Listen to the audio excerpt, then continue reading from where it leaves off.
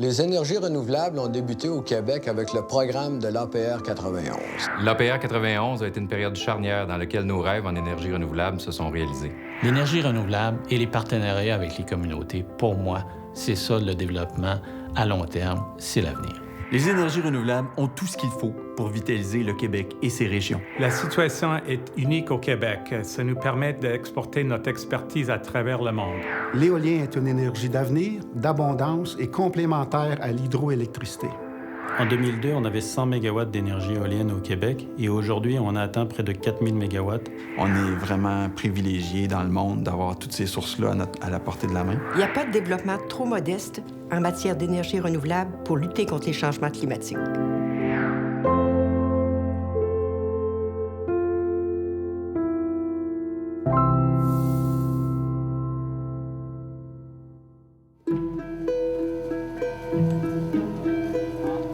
L'APR 91, pour ceux qui connaissent l'histoire, ce programme-là a pris naissance justement parce qu'on manquait d'électricité. En 83, René Lévesque, qui était alors premier ministre du Québec, a écrit à Guy Coulomb, président-directeur général d'Hydro-Québec, pour demander s'il n'y aurait pas un intérêt de la part d'Hydro-Québec à regarder la production d'électricité par quelqu'un d'autre qu'Hydro-Québec. En 1991, un programme est lancé pour faire de la production hydraulique privée et il y a un grand colloque qui va être organisé à Sherbrooke qui réunit Hydro-Québec et l'ensemble des firmes intéressées. Et ce congrès-là a été l'origine de l'ACPER. C'était là l'époque où Hydro-Québec a commencé à donner des contrats aux producteurs indépendants. C'était de permettre à l'entreprise privée de développer les petits sites hydroélectriques. À l'époque, c'était 25 MW et moins. C'est le premier programme qui nous a permis d'exister. En fait, ça a été la première fois qu'on avait un programme réel qui nous permettait de développer nos compétences parce qu'il faut quand même admettre qu'à cette époque-là, on était à toute fin pratique inexistant, on était des rêveurs et ce programme-là nous a convertis en livreurs. En fait, les succès de l'ACPER sont multiples. Je pense que l'énergie renouvelable au Québec ne serait pas ce qu'elle est sans l'ACPER.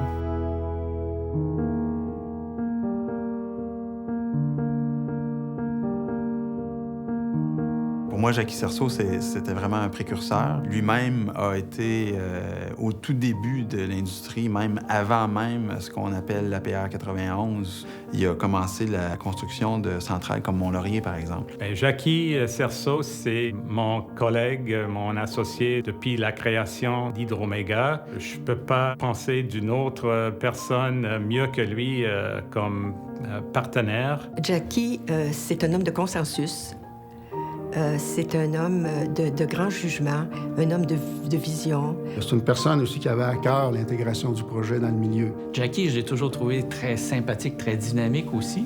Jackie a eu la vision d'être le premier à se lancer dans l'industrie d'énergie renouvelable privée au Québec. Jackie Serceau, c'est ce grand diplomate, communicateur, passionné qui a été capable de défendre et de valoriser la production d'énergie renouvelable. Pour moi, c'est un modèle à suivre.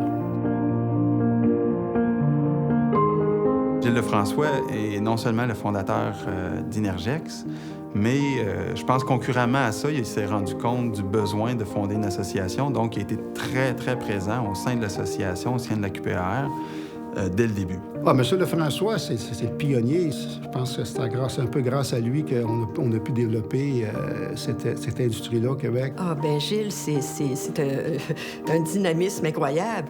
Il s'est beaucoup impliqué dans les débuts de l'association. On a beaucoup appris aussi de sa vision des choses, ses connaissances, son expertise. Il a fait la promotion des énergies renouvelables pendant 20 ans.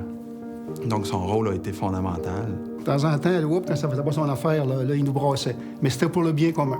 Il faut avoir une rigueur et une capacité à faire les choses autrement. Et c'est tout ça qu'a Gilles Lefrançois. Et c'est pour ça que c'est un homme unique qui a contribué énormément au développement de l'association. Gilles a été un des pionniers de l'énergie renouvelable au Québec, l'industrie privée au Québec. Alors, pour moi, ça reste encore un très bel exemple d'un homme très passionné. Bernard Lemaire, c'est un entrepreneur né. Je pense qu'il est entrepreneur avant même de venir au monde. Bernard était un des premiers à rêver à une industrie privée de l'énergie au Québec. Et il a fallu avoir cette ténacité-là, cette capacité d'entreprendre, de réaliser et de le faire dans les conditions du marché. La constance avec lui, c'est que c'est toujours le plus jeune autour de la table, c'est toujours celui qui se permet de rêver puis de voir en avant. Bernard, c'est toujours lui qui voyait les choses venir.